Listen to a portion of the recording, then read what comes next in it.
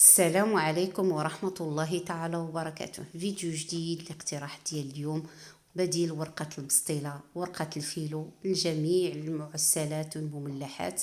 وغادي نشارك معكم معسلة جد بسيطة. شو الشكل ديال المعسلة اللي درت بالورقة ديال الفيلو اللي حضرت؟ جات غزالة ومقرمشة. شو الشكل ديالها كي جات. غادي تستغناو على الورقة ديال برا. ندوزو المكونات وطريقة التحضير. بسم الله. هنا كنحتاجو 3 الكؤوس ديال الدقيق الفرن، الدقيق الابيض النوعية الجيدة. كي قلت لكم في الاول ما باقيش غادي تشريو الورقة من برا، حضروها في الدار. وبالنسبة لهاد الورقة ديال الفيلو راه كتصبر مدة طويلة في الثلاجة. هنا زدت شوية ديال الملحة ومعلقة صغيرة ديال الخميرة ديال الحلويات و3 المعالق كبار ديال زيت المائدة. بالنسبه لهاد الكميه ديال الدقيق راه خرجت ليا كميه كثيره ديال ورقه الفيلو. هنا زدت معلقه كبيره ديال الخل. صافي هنا كنعجنو بالماء دافي، تنبداو نزيدو الماء شوي بشوي وحنا كنستمروا كنعجنو، ما نجريوش العجينه حيت باقي غادي نسرحوها بالمدلك.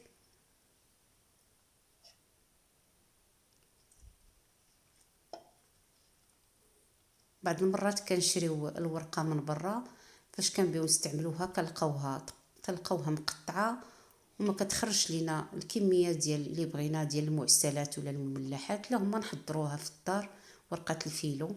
صافي هنا ندلكو شويه العجين،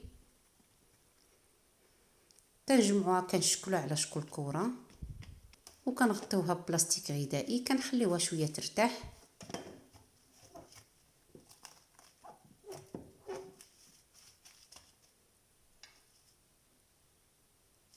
بالنسبه لهاد الورقه الفيلو كتصلح لجميع المملحات والمعسلات. كنتمنى تجربوا هاد الطريقه وردوا عليا الخبر في التعاليق. طريقه سهله وسريعه. صافي هنا من بعد ما ارتاحت العجين كندوزو كنحيدو هذاك البلاستيك الغذائي وكندوزو كنشكلوها هكا كويرات صغار. بغيتو ديروهم صغار ديروهم، بغيتو ديروهم كبار على حسب الحجم اللي بغيتو. انا هنا درت كويرات صغار. من الاحسن الى اول مره تصايبوا هاد الورقه الفيلو ديروا الكويرات صغار باش تحكموا تسرحوا الكويرات. وفاش كتبغيو تحيدوا الورقه ديال الفيلو كتحيد لكم بسهوله، ما تلصقش لكم. صافي هنا كنشكل العجين على شكل كويرات صغار.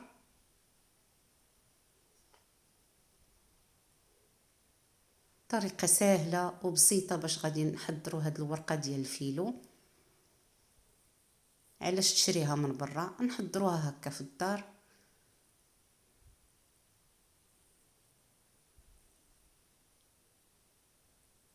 ونصيبوا بها المعسلات والمملحات. هنا غنشارك معكم واحد المعسله بهاد الورقه اللي حضرت. غنحضر معكم معسله سهله وبسيطه وبمكونات بسيطه وفي متناول الجميع. هنا من بعد ما ارتاحوا الكويرات كنبدا رشو نشا كتير. راه في الاخر ما كيبانش النشا حيت تنبداو ندهنو بالزبده. ما كتبانش باقي هاد النشا.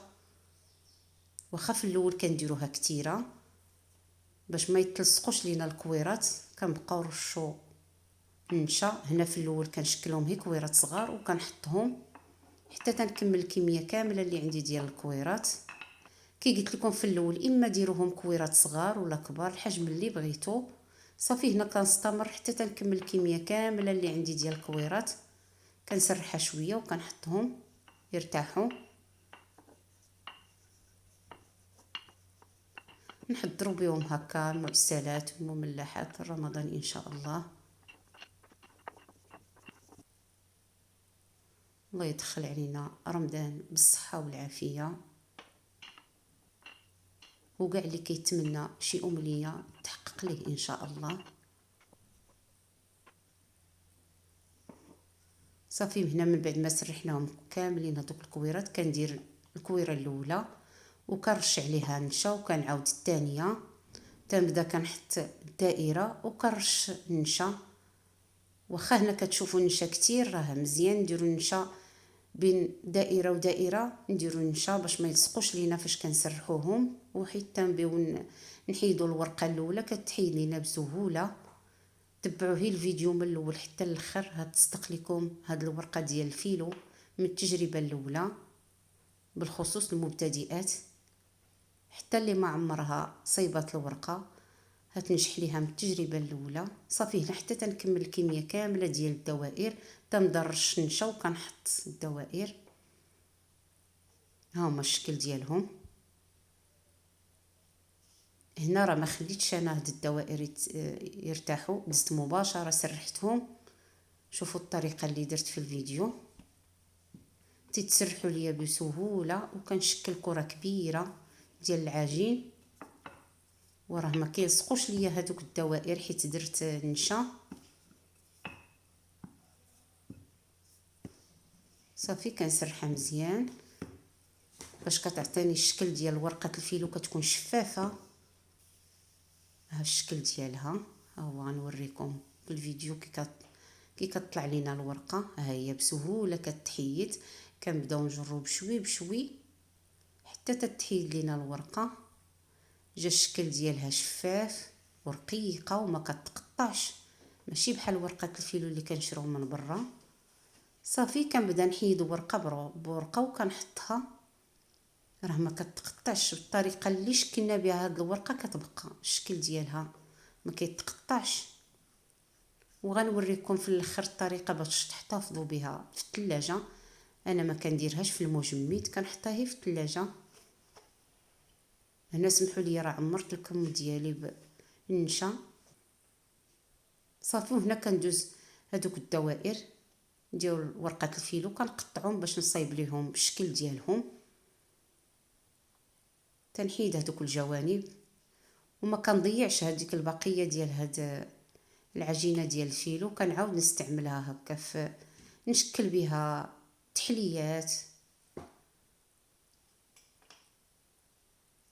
صافي ها الشكل ديال الورقه، ها هي شوف الشكل ديال الورقه كيتحيد بسهوله، جات شفافه.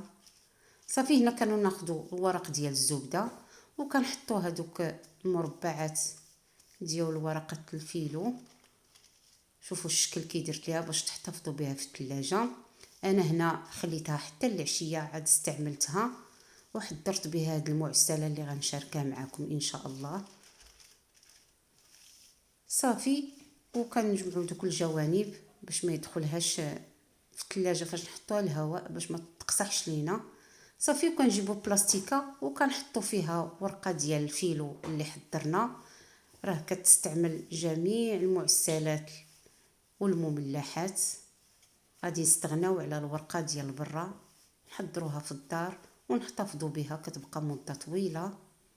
نتمنى تجربوا هذه الطريقه ديال هاد الورقه ديال الفيلو. صافي هنا الشكل ديالها. غادي ندوز نحضر معكم مباشره واحد المعسله سهله وبسيطه وفي متناول الجميع. شوفوا الشكل ديالها كي جات شفافه. صافي هنا كندوب الزبده. هنا انا كنخلط الزبده والزيت وكندهن الورقه الاولى، كندهنها مزيان باش كتجينا مقرمشه هاد المعسله. وبالنسبه للحشوه، حشوه سهله. درت كاوكاو طحنته اللي حمرته هرمشت وطحنته مع 2 معالق كبار ديال السكر سنيده. ما كنكثرش السكر سنيده حيت باقي غادي نسقيو هاد المعسله بالعسل. ودرت ساشي ديال زهره البرتقال، درت شويه ديال القرفه. هنا ما درتش الزبده، درت 3 معالق كبار ديال الماء زهر. صافي وجمعت هاد العقده شكلتها على هاد الشكل. كنعمروا بها هاد المعسله. صافي وكناخذوا واحد القتيب باش كنتحكموا نهزوها الى شكلنا على شكل حربول. كنبرمو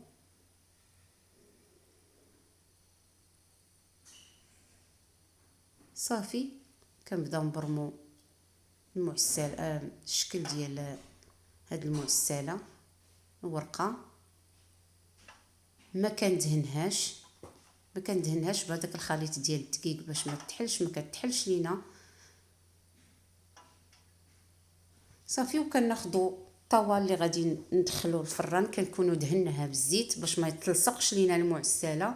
وشوفوا الشكل اللي غادي ندير بهذاك القتيب، غادي نجمع ليها باش نحطها في الطاوه. كنجمعوها مزيان، كنديروها بحال كنديروا لها التكريش، كنكرشوها من شي تيكونوا تنيات، تنشكل على شكل تنيه الشكل ديالها، وكنحطها في الطاوه اللي غادي ندخل الفران. راه كتجي مقرمشه والمذاق ديالها غزال. كنعاود نفس الطريقه اللي درت في الاول، وكنبرم الورقه ديالي اللي حطيت فيها العقده، وانا كنتني وكندهن. وداك النشا راه كيتحيد مع كندهن بالزبده والزيت دغيا كيتحيد، ما كيبانش باقي النشا صافي. وكندير داك القتيب. شوفوا هي الطريقه اللي درت في الفيديو، طريقه سهله، ودوك التنيات يعطيونا واحد الشكل غزال لهاد المعسله. ها هي كتحيد بسهوله وما كتقطعش، ماشي بحال ورقه الفيلو اللي كنشريو. صافي حتى تنكمل الكميه كامله اللي عندي، وها الشكل ديالها. من بعد كندوبوا الزبده وكندهنوا بها هاد المعسله، وكنشعلوا الفران فوق وتحت، وكندخلوا المعسله ديالنا كطيب. ها الشكل ديالها من بعد ما طابت كنزوقوا، تنرشوها بالعسل، كنكبوا عليها العسل ونزوقوها بالرقائق كاوكاو. نتمنى الفيديو نال الاعجاب ديالكم.